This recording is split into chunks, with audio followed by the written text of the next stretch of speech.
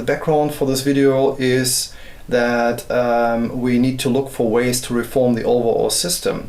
To make it better, to improve the system, we always need to think about ways to challenge the current system that is in place, and in order to arrive at a state that is really beneficial to the end user.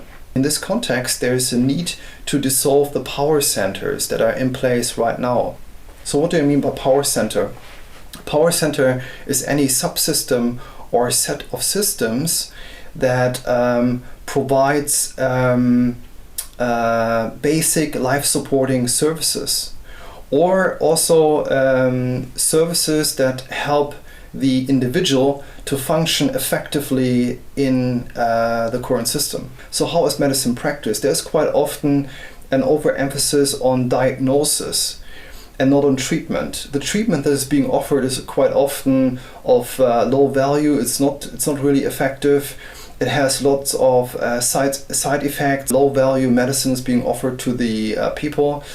And this is quite often combined with a lack of competence on the side of the people administering the services. This overemphasis on diagnosis as a consequence leads to the situation that state-governed labs are financially supported.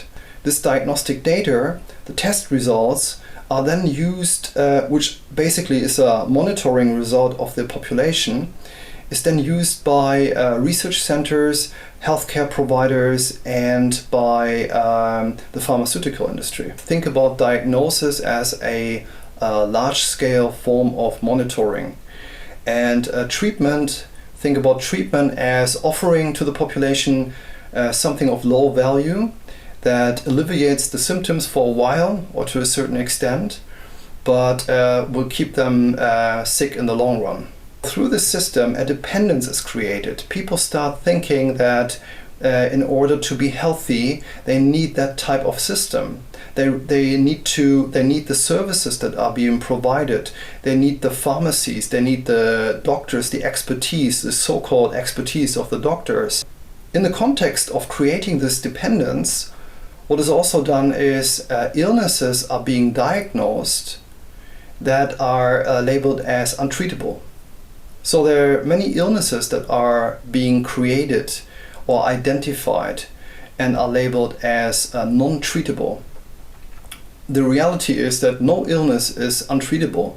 Untreatable simply means not understood. So the term untreatable should actually not exist. The term non-treatable is a fear-provoking term that is used on purpose or with a specific intention in mind, to keep people in that inferior, low vibration state, make them believe that they have to make use of the system, or they need the system in order to survive, and all they can do is rely on the medication that is being offered, rely on the expertise provided by the medical doctors, for example.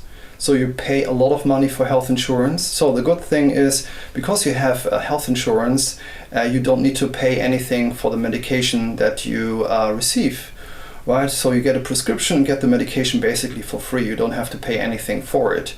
Well, it's not exactly like that. So you go to your pharmacy, get the medication, but you still pay a low fee that is still higher than the overall production cost of the medication. So this is a good deal, right? It's a one-sided deal, and it's an insult. It's an insult basically to the free-thinking individual within our society.